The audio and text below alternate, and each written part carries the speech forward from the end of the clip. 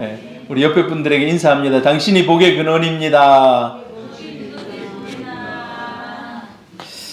예, 북극 한파가 밀려왔다고 그러는데 제가 생각해 보니까 대한민국에서 제일 살기 좋은 도시가 어느 도시인 것 같습니까? 예, 부산. 예, 부산인 것 같아요. 제가 어렸을 때 제 기억 속에 겨울이 되면 늘 추웠거든요. 예, 지금 우리 세강이가 와서 지금 잠바 입고 있잖아요. 어렸을 때 저런 잠바가 없었어요. 추리닝 같은 그런 얇은 걸로 겨울을 보냈어요. 예, 진짜 부잣집 아들은 저런 두꺼운 거 입었는지 모르겠는데 제 기억 속에 그래서 늘 제 코는 헐어 있었습니다. 콧물이 계속 흘러가지고 제 옷은 너무 반질반질했어요. 여기가 코 나오면 계속 이걸 닦아가지고 어렸을 때 북극 한파가 왔다 하니까 그런 생각이 나요. 그럼에도 불구하고 서울은 뭐 체감온도 마이너스 20도 이하로 내려갔다 하는데 부산은 그것만큼은 아닌 것 같아요. 예. 그래서 부산은 난방비도 좀 적게 들고 살기 좋은 도시입니다. 우리 청년들 부산 살기 좋습니다. 왜 서울로만 가는지 모르겠어요. 예. 부산에서 부산 인구가 자꾸 유출이 돼요. 자꾸 줄어듭니다. 매년 한 2, 3만 명씩 줄어들어요. 그래서 한 10년, 20년 되면 30만 명, 40만 명씩 줄어들어요. 제가 옛날 어렸을 때 부산 인구가 거의 400만이라 했거든요. 지금은 거의 한 330만 정도 될 거예요. 예, 많이 줄어들었어요. 부산을 사랑하는 우리 성도님들 되기 바랍니다. 부산에 우리 새소망 교회가 있습니다. 새소망 교회는 부산의 희망인 줄 믿습니다. 할렐루야. 여러분 혹시 이 그림 본 적이 있습니까? 이 그림. 오늘도 무사히. 저 택시 타면 택시 앞에 달랑달랑 매달려 있는 그림입니다. 저는 어렸을 때 이발소에 가니까 제가 교회 다니기 전에요. 이발소에 가니까 이발소 정면 그 위에다가 저렇게 액자로 딱 넣어놨었어요. 제가 이발을 어렸을 때 어떻게 이발했냐 하면 저는 빡빡이로 이발을 했습니다. 그래 어렸을 때 사진이 딱 한 장 있어요. 초등학교 사진 딱 한 장 있어요. 빡빡 밀어가지고 소풍을 갔는데 제 머리가 빡빡 민 거예요. 근데 그 밀 때 바리깡이라 하잖아요. 바리깡 탁 하면 밀 때 제가 눈 뜨고 탁 이렇게 보고 있는데 요 그림이 요 그림. 오늘도 무사히. 근데 저는 저 그림을 보면서 여자아이가 되게 간절히 뭔가 소원을 빌고 있구나 이렇게 생각했어요. 근데 나중에 알고 보니까 저 그림이 사무엘이라는 거예요. 사무엘. 유명한 명화입니다. 이게 사무엘. 기도하는 사무엘이에요. 사무엘이 성전에서 저렇게 기도하는 거예요. 참, 이 남자 같기도 하고 여자 같기도 한데, 아무튼 이 사무엘입니다. 사무엘이 기도하는, 사실 오늘 이 말씀을 배경으로 그린 그림입니다. 오늘 사무엘상 3장을 배경으로 그린 그림이 바로 이 세계적인 명화. 거의 모든 기독교인들이 다 알고 있는 전 세계적으로 통용되는 그림이라고 할 수가 있습니다. 여러분들이 신앙생활을 이제 오래 하셨습니다. 저도 이제 새소망교회에 와서 햇수로 7년째고 5월달이 되면 만 6년을 이렇게 채우게 됩니다. 그런데 여러분이 신앙생활 할 때 어느 때가 제일 힘든 때입니까? 여러분의 인생 가운데 내가 신앙생활 하면서 정말 힘들었다 할 때가 언제였습니까? 여러 가지가 있을 수 있습니다. 그런데 진짜 힘들었던 때는 뒤돌아보면 하나님이 침묵하실 때, 내가 어려운 인생의 골짜기를 지나고 있는데 하나님이 아무 말씀하지 않는 겁니다. 그리고 내가 이 성경을 열심히 읽는데 어떤 감동도 나에게 오지 않고 너무 딱딱한 기계적인 이러한 때 우리 마음이 참 무너지고 너무 힘들어요. 하나님 과연 살아계시는지, 내가 기도하는 거 하나님 듣고 계시는지. 그런데 이스라엘이 지금 그런 시대를 지나고 있습니다. 이 사무엘의 등장은요, 사사기 마지막 시대입니다. 사사기는 계속 사이클을 가지고 돌아가고 있는데, 이스라엘 가운데 하나님이 계시지 않는 것 같은, 그래서 오늘 말씀이 희귀한 시대라고 오늘 성경이 그렇게 얘기하고 있어요. 1절 같이 한번 읽어볼까요? 시작. 아이 사무엘이 엘리 앞에서 여호와를 섬길 때에는 여호와의 말씀이 희귀하여 이상이 흔히 보이지 않았더라. 사실 그 당시 때에 그들이 가지고 있는 성경은 모세가 쓴 모세 오경밖에 없었습니다. 모세가 쓴 5권 정도가 거의 다였어요. 그래서 이런 말씀을 읽어도 감동도 없고 하나님이 기도해도 말씀하지 않고 하는 그런 아주 냉랭한, 우리 신앙생활 하다 보면 그럴 때가 있습니다. 마음이 정말 냉랭하니 어떤 뜨거움도 임하지 않는, 어떤 뭘 하고 싶은 그런 동기도 잘 생기지 않는, 이제 우리는 그걸 영적 침체기라고 합니다. 영적 침체기. 근데 뭔가가 불을 팍 붙여야 되는데 불이 안 붙는 그런 영적 침체기. 이스라엘 전체가 그랬다는 거예요. 이스라엘 전체가, 전반적으로 전체가 다 말씀이 희귀했다. 그 당시에 말씀이 이상으로, 환상으로, 꿈으로 막 나타났는데 이제 그런 게 없는 거예요.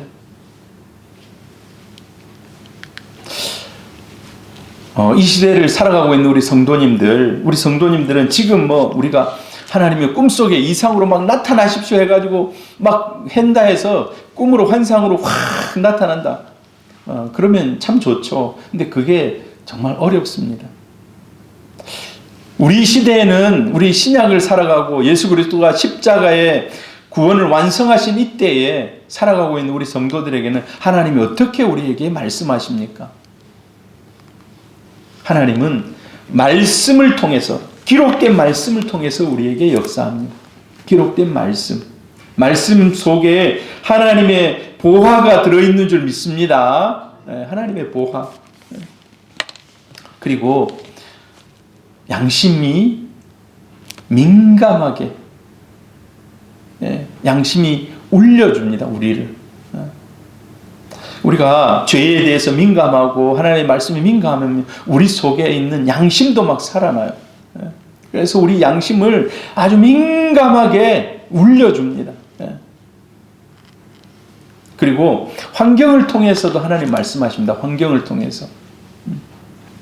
그래서 우리가 환경을 통해서 일하시는 하나님을 생각해 볼 때 아무리 해도 이게 정말 응답이 없을 때는 거기서 한 박자 좀 쉬고 하나님의 음성이 어떻게 나에게 다시 들리는지, 그리고 나에게 여전히 확신이 있는지 우리가 살펴야 돼요.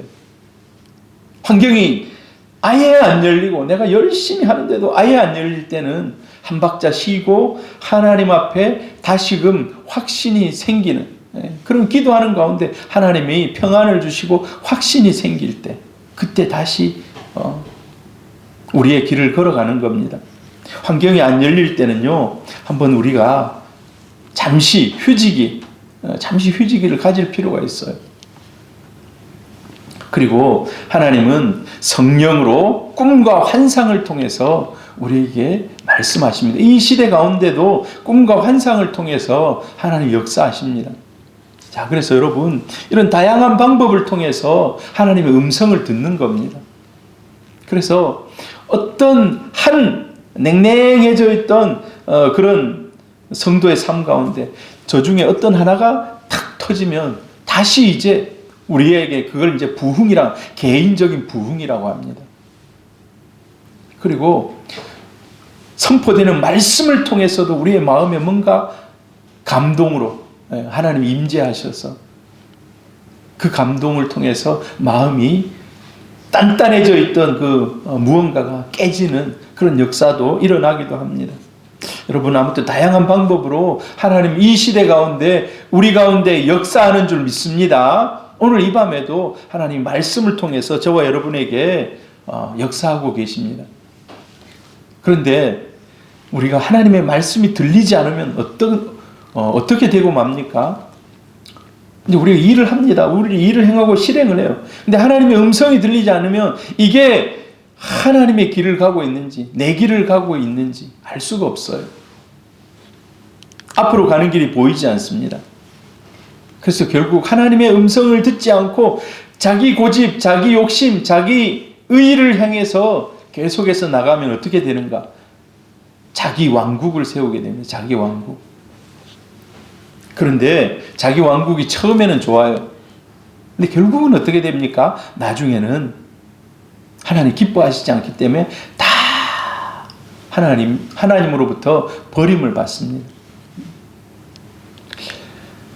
사무엘 시대가 그런 때입니다. 사무엘 시대. 하나님의 말씀이 들리지 않으니까 또 이 사사기 시대에 하나님의 말씀이 그들 가운데 없으니까 자기가 왕인 거예요. 자기가 마음의 왕인 거예요. 자기 뜻대로 살아가는 이런 시대입니다. 하나님의 말씀이 보이지 않던 그런 시대.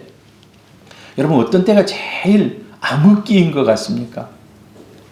아모스 8장 11절 13절 한번 같이 한번 읽어봅니다. 시작. 주 여호와의 말씀이니라. 보라 날이 이를지라. 내가 기근을 땅에 보내리니 양식이 없어 주림이 아니며 물이 없어 가람이 아니요 여호와의 말씀을 듣지 못한 기갈이라. 사람이 이 바다에서 저 바다까지 북쪽에서 동쪽까지 비틀거리며 여호와의 말씀을 구하려고 돌아다녀도 얻지 못하리니 그날에 아름다운 처녀가 젊은 남자가 다 갈아여 쓰러지리라. 하나님이 말씀을 주지 않으면 이 세상에 어떤 목마름보다도 더 큰 목마름이 이어진다는 것입니다.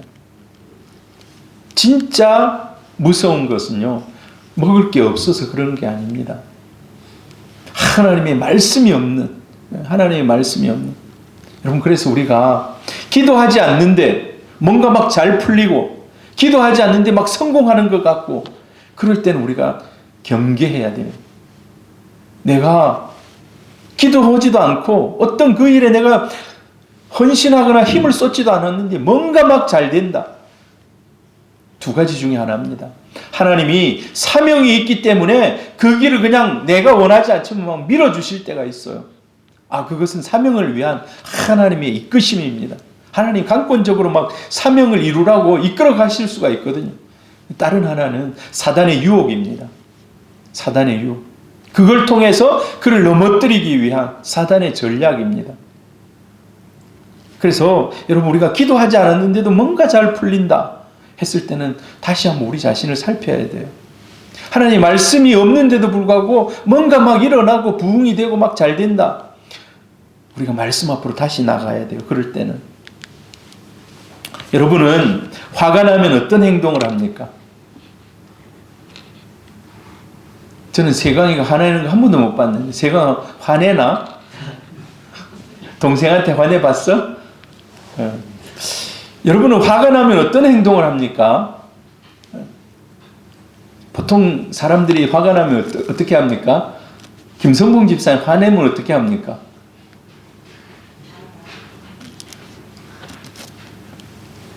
어떤 사람은 화가 나면 가가지고 따지고 막 싸우죠. 적극적입니다. 막 해가지고 당신이 그렇게 할 수 있냐고 막. 근데 보통 사람들은 화가 나면 어떻게 합니까? 말을 안 합니다. 말을 안 해요. 딱 입을 닫고 있는 거예요. 부모님들이 집에 왔는데 두 분이 말을 안 하고 있다. 그 아이들이 알아서 상황을 판단하고 자기들이 알아서 할 일 막 하는 거예요. 제가 어렸을 때 어머니 아버지가 이야기를 안 한다. 뭐 하겠습니까?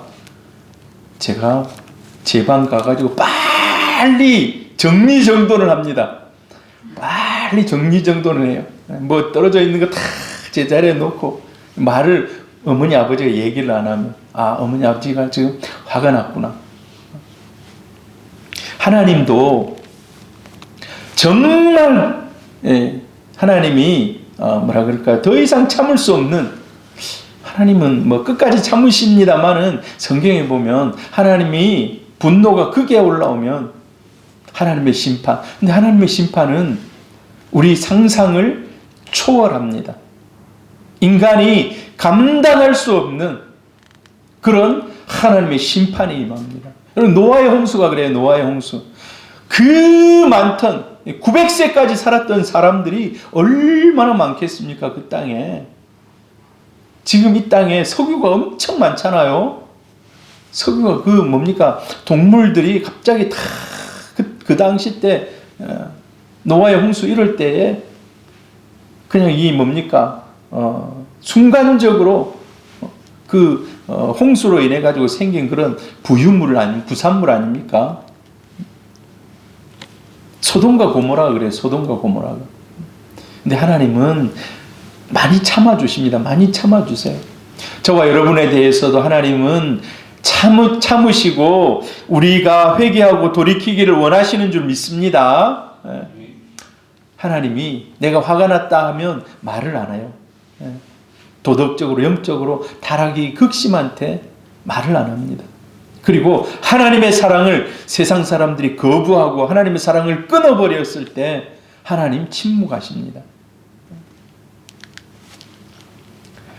그 당시에 엘리는 사실 하나님의 연결 통로로 하나님이 쓰시기 원했습니다. 제사장 하나님의 연결 통로로 쓰기를 원하는 거예요.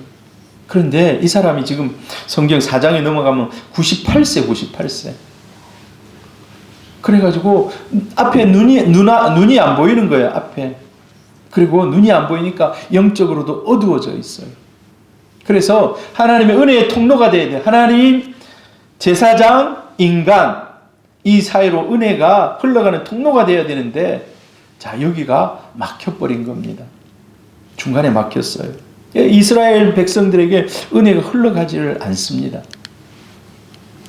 지난 시간에 살폈는데 사무엘 2장 30절 한번 같이 읽어봅니다. 나 여호와가 말하노니 결단코 그렇게 하지 아니하리라. 나를 존중히 여기는 자를 내가 존중히 여기고 나를 멸시하는 자를 내가 경멸하리라. 그런데 이 엘리 제사장 가문이 하나님을 멸시하는, 하나님의 은혜의 통로가 중간에 막혀버린 겁니다. 그래서 하나님이 침묵하고 있는 거예요. 말씀이 희귀한 시대가 되고 말았어요. 어느 신문 칼럼에 보니까 그렇다고. 그럼 이런 그림이 나왔어요. 그림 몇 카트 나온 거 있잖아요. 갑자기 부장님이 말씀을 하지 않는다. 우리 부서에 전운이 감돈다. 누구도 말을 하지 않는다. 그리고 시작되는 것이 구조조정. 구조조정 압니까? 한나 구조조정이 뭔지 알아요? 사람들을 잘라내는 거예요. 회사에서 사람들 인원이 많든 적든 잘라내는 거예요. 잘라내요. 은행들도 그렇고 뭐 회사들 뭐 대기업들 이런 기업들이 조금 힘들어지면 막 사람들을 잘라내는, 이걸 구조조정이라고 그래요. 부장님의 침묵, 구조조정의 대상이 되었다. 그런데 하나님도 침묵하시는 거예요. 침묵. 이스라엘의 암흑기. 지금 이스라엘 사사기가 이스라엘의 암흑기거든요. 그래서 여러분, 하나님이 말씀하시는가 말씀하지 않는가, 이게 암흑기인지 부흥기인지 이걸 판단하는 그런 판단의 근거가 됩니다. 말씀이 흥왕할 때, 이때는 영적인 부흥의 시대입니다. 그런데 하나님 말씀이 희귀하고 더 이상 말씀이 들려지지 않을 때, 이때는 영적인 타락의 때인 것입니다. 근데 사무엘이 시작할 때, 사무엘이 성전에 가서 이제 제사장의 일을 배우고 이렇게 할 때, 그때까지 이스라엘의 암흑기가 계속해서 이어졌다는 겁니다. 여러분, 이 그림 굉장히 유명한 그림인데 이 그림 한번 보십시오. 저 그림이 뭐냐 하면 아브라함이 아이가 없어요. 아들이 있어야 되는데 아들이 없어요. 그래서 지금 사라가 젊은 여종을 데리고 온 거예요. 젊은 여종. 하갈이라는 젊은 여종을 데리고 와서, 자, 우리 집에 아이가 없으니까 네가 들어가서 내 남편하고 동침하고 아이를 낳아라. 다른 말로 뭐라 합니까? 우리나라 말로 씨바지로 들어가라는 거예요. 근데 하나님께서 분명히 말씀하셨습니다. 아브라함, 사라 사이에 아이가 있을 거라고. 근데 어떻습니까? 10년을 기다렸어요. 10년을 기다렸는데 아이가 없으니까 그냥 인간적인 방법으로 씨바지를 통해서 이스마엘이라는 아들을 낳고 말았어요. 근데 그때부터 하나님이 침묵하십니다. 침묵은 뭐라고 얘기했습니까? 하나님이 우리나라 말로 삐졌다는 거예요. 삐졌다. 하나님 뭐 삐지시는, 하나님이 아무튼 화가 나셨다는 거예요. 하가를 선택해서 이스마엘을 낳았는데 하나님이 침묵이 이어집니다. 하나님이 안 나타나세요. 창세기 16장 16절에 보니까 그때 나이가 86세입니다. 86세. 그런데 하나님께서 천사들을 보내가지고 하나님 다시 이제 너는 내 앞에서 완전하라 라고 얘기하면서 나중에 이제 아이가 태어날 것도 이제 수태고지도 얘기해주고 막 이렇게 합니다. 그때가 언젠가 99세. 그러니까 몇 살입니까? 13년 동안 하나님이 침묵하는 거예요. 하나님 침묵. 여러분 13년 동안 이런 거예요. 여러분이 13년 동안 예배를 드리는데 한 번도 마음에 감동이 없는 거예요. 얼마나 이게 고통스러운 건지 압니까? 한 번도 은혜가 나한테 오지 않는 거예요. 말씀을 들어도 그냥 한 귀로 듣고 한 귀로 흘려지는, 내 마음에 새겨지는 것이 없는. 그래서 성경도요, 13년이라는 이 긴 기간을 쑥 그냥 뛰어넘어 버려요. 어떤 리마크나 이런 게 없어요. 그리고 나서 하나님이 정신을 번쩍 들게 해주는 거예요.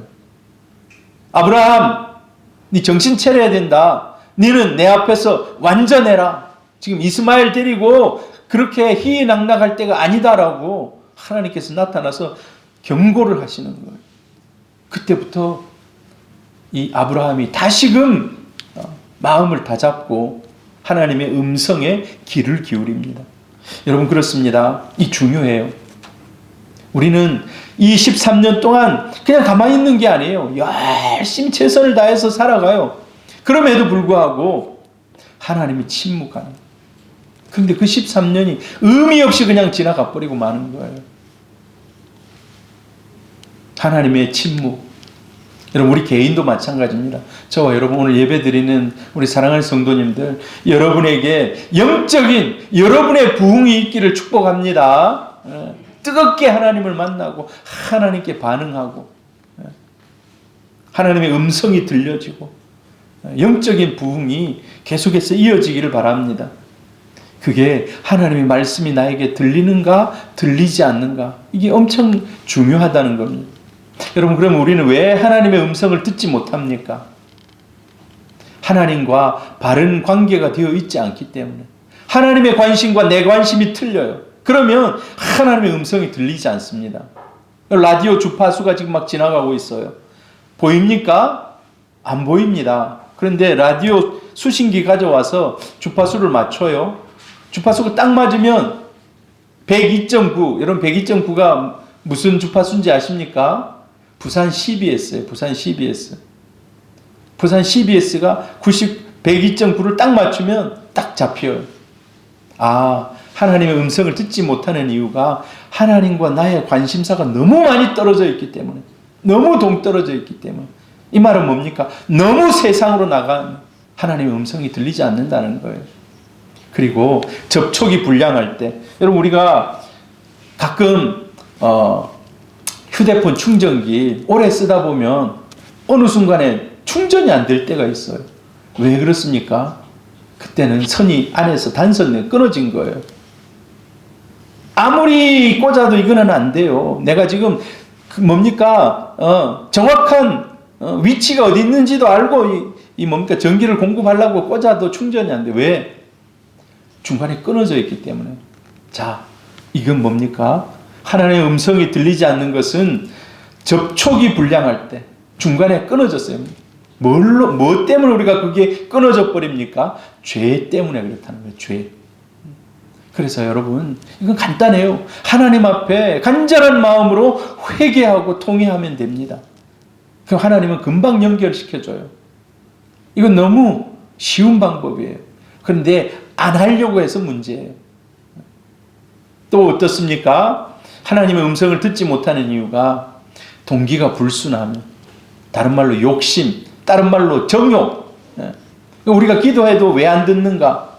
두 마음을 가지면 하나님이 듣지 않는다 그러고 정욕으로 쓰려고 하면 하나님 듣지 않는다라고 얘기합니다. 그리고 자기 포기가 없을 때, 계속해서 내 것만 주장할 때 하나님 말씀하지 않습니다. 그래, 네 주장대로 한번 해봐라 하고 하나님이 계속 그냥 놔두셔요. 그래서 내 것을 내려놓음이 필요해요. 하나님의 음성이 들리지 않는다. 내 것을 내려놔야 돼요. 내 것을 내려놔야 돼요. 여러분, 꼭 기억하시기를 바랍니다. 그럼 우리는 어떤 자세로 들어야 합니까? 간절히 여러분 사모해야 돼요. 하나님 말씀을 사모해야 돼요. 그리고 어떤 결정이 났든 하나님께 그 결정권을 드리는 겁니다. 그리고 하나님은 교만한 사람에게 말씀하지 않습니다. 겸손해야 돼요. 겸손해야 들립니다. 그리고 믿음이 있어야 들리고, 내가 한번 기도했다 해서 하나님이 바로 나에게 응답해 주시고 말씀해 주시면 얼마나 좋습니까? 저도 좀 그랬으면 좋겠어요. 근데 하나님 그렇게 잘 안 해요. 계속해서 인내하고 기도하는 시간이 필요하고. 그래서 우리 때가 차면 하나님이 말씀하시고 그 길을 열어주시는 거예요. 여러분, 그리고 중요한 거, 성령의 도우심을 구하며 기도하셔야 돼요. 성령의 도우심. 그럼 그래서 성령을 초청하시기를 바랍니다. 제가 요즘에 제일 많이 하고 있는 말이 무슨 말인지 여러분에게 얘기했습니다. 하나님 사랑합니다. 주님 사랑합니다. 저는 주님 사랑합니다 라고 하나님께 내 사랑을 고백하니까 너무 마음이 평안해요. 주님 사랑합니다. 주님 사랑합니다. 여러분도 주님 사랑합니다 고백해 보시기를 바랍니다. 여러분 마음속에 평안이 임합니다. 자, 그리고 두 번째로 오늘 하나님께서 이제 이 말씀이 희귀한 시대, 그 무거운 장막 이거를 깨고 하나님이 이제 말씀하시기 시작합니다. 지금부터는 이제 말씀이 열리는 거예요. 말씀이 열리는. 누구를 통해서? 사무엘을 통해서 하나님의 말씀이 열리고 시작됩니다. 오늘 4절, 6절, 10절에 하나님이 계속해서 사무엘 지금 부르시고, 이거는 뭡니까? 하나님이 간절히 지금 만나기를 원하는 거예요. 간절히. 여러분, 사람을 간절히 만나기를 원하면 한 번 찾아가서 안 만나준다고 그냥 돌아옵니까? 사실 이 말이 그 말은 맞지 않아요. 삼고초려라는 말 들어보셨습니까? 삼고초려? 제갈공명을 유비가 찾아갑니다. 당신이 나의 스승이 되어 주십시오. 나는 세상과 인연 끊었습니다. 그래도 또 찾아가는 거예요.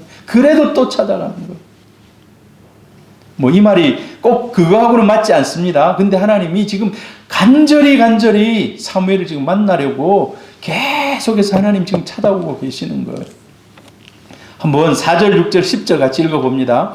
여호와께서 사무엘을 부르시는지라 그가 대답하되 내가 여기 있나이다 하고, 여호와께서 다시 사무엘을 부르시는지라 사무엘이 일어나 엘리에게로 가서 이르되 당신이 나를 부르셨기로 내가 여기 있나이다. 여호와께서 임하여 서서 전과 같이 사무엘아 사무엘아 부르시는지라 사무엘이 이르되 말씀하옵소서 주의 종이 듣겠나이다. 사무엘이 어려서 뭔가가 자기를 부르는데 이 엘리가 부르는 줄 알았어요. 엘리가 부르는 줄 알고 뛰어갔는데 엘리가 부르지 않았어요. 사무엘 내가 안 불렀다 가서 자라.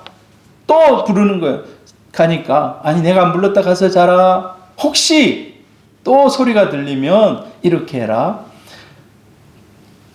주여 하나님 말씀하옵소서 주의 종이 듣겠나이다. 이렇게 말씀해라. 네가 그렇게 대답해라. 그리고 그대로 합니다. 자, 이 말씀이 일어나는 배경이 있어요. 배경. 자, 이때가 언제일까요?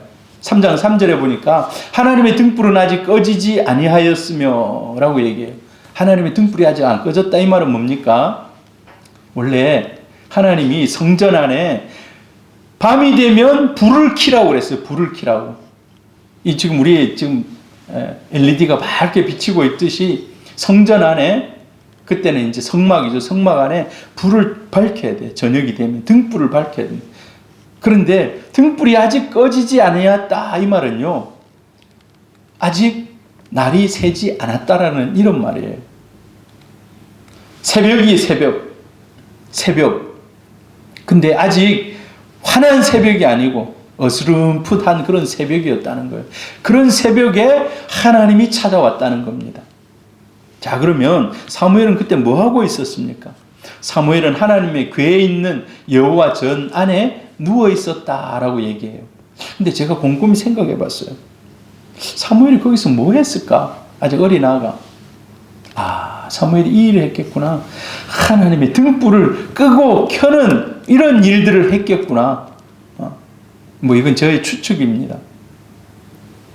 그 성전 안에 돌아가면서 촛불을 딱 켜야 돼. 등불을 켜야 돼.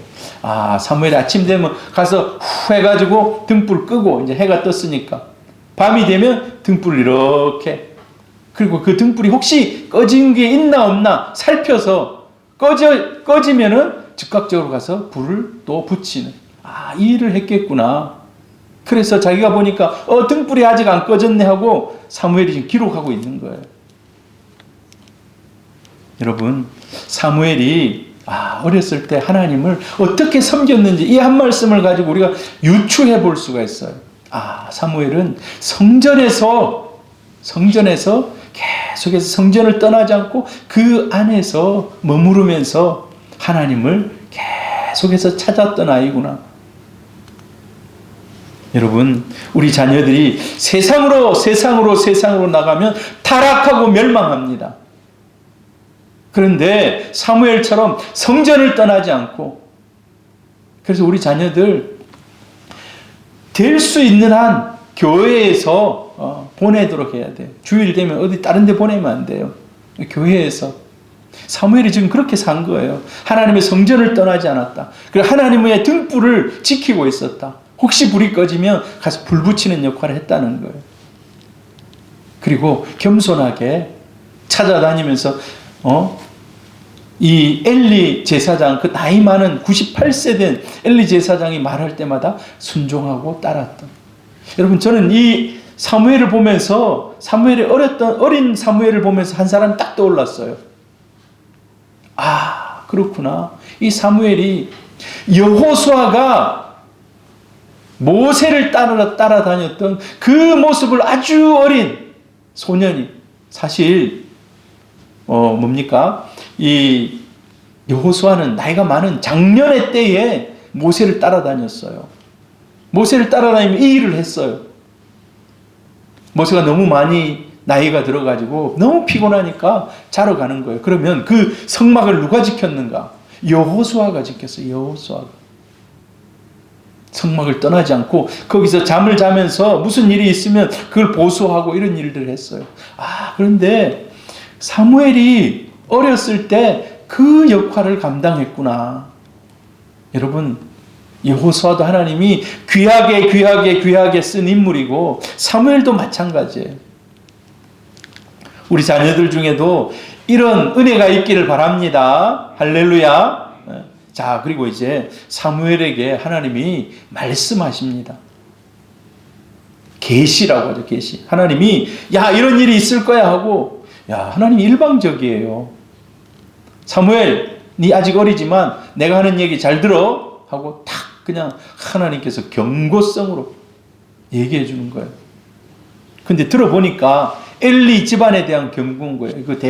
지금 대제사장, 또 제사장들, 자기보다 나이가 한참 많은 홈리와 비느하스가 있는데 이 사람들에 대한 경고인 거예요.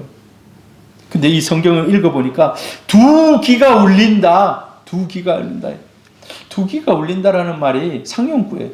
이 말은 다른 말로 충격과 공포와 전율이 흐를 거라는 거예요. 내가 이런 말을 하는데 이런 일들이 일어난다. 그래서 이걸 듣는 사람들 나중에 그 얘기를 듣고 그대로 이루어지는 걸 볼 때 사람들이 충격과 공포와 전율을 느낀다는 거예요. 두 귀가 막 떨릴 정도로.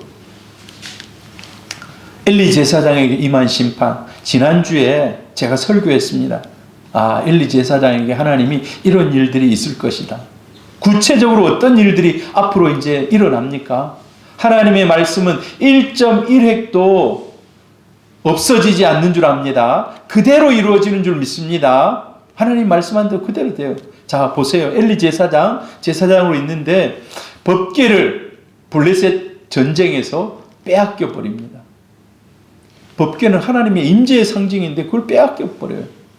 그리고 실로의 성소가 파괴됩니다. 블레셋이 와서 실로 성소를 다 부셔버려요. 그리고 엘리의 두 아들이 길보아 전투에서 죽습니다. 엘리는 그 소식을 듣고 의자에서 넘어져가지고 목뼈가 부러져서 죽어요. 그리고 또 이 소식을 들은 엘리의 며느리가 아이를 낳다가 남편이 죽었다, 전쟁에서 죽었다라는 얘기를 듣고 애 낳다가 죽어요. 이런 엄청난 하나님의 경고가 그대로 이루어집니다. 여러분, 너무 안타까운 것은요. 자, 보세요, 여러분. 이게 지금 사무엘이 지금 하나님의 말씀을 들어서 지금 알려주는 거예요. 근데 이 경고를 누가 먼저 받았습니까? 엘리가 이미 이 경고를 받았어요. 그래, 엘리는 하나님이 말씀하시는 것을 다 듣고 알고 있었어요. 그런데 하나님이 한번 확증을 더 해주는 거예요. 누구를 통해서? 사무엘을 통해서. 이게 안타까운 거예요. 이게 안타까운. 하나님이 회개하라고 지금 기회를 줬는데 이 기회를 그냥 날려버린 거예요. 그리고 사무엘을 통해서 그 얘기를 들었으면 다시 그때 엎드려서 다시 한번, 여러분, 회개는 늦은 때가 없습니다. 회개는 늦은 때가 없어요. 마음에 깨달아지는 대로, 들리는 대로 회개하면 되는 거예요. 근데 그렇게 못하고 있어요. 너무 안타까워요. 오늘 13장에 이런 말이 있어요. 내가 그의 집을 영원토록 심판하겠다고 그에게 말한 것은 이미 말했다는 거예요. 그가 아는 죄악 때문이니 이는 그가 자기 아들들의 저주를 자청하되 금하지 아니하였음이라. 자기 아들들의 죄 때문이라는 거예요. 지난주에 제가 얘기했습니다. 어떻게 하면 된다 했습니까? 대제사장이 제사장들을 파면시키면 돼요.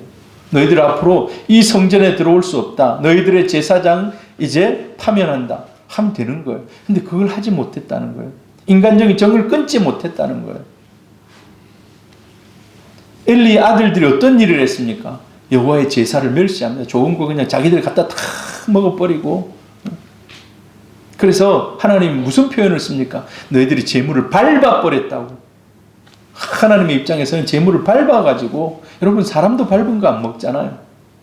그리고 해막에서 수종드는 여인들과 동침한, 간음하는 거예요. 그리고 여호와를 알지 못하고, 하나님 어떤 분인지 알지도 못하는데 허울만 제사장인 거예요.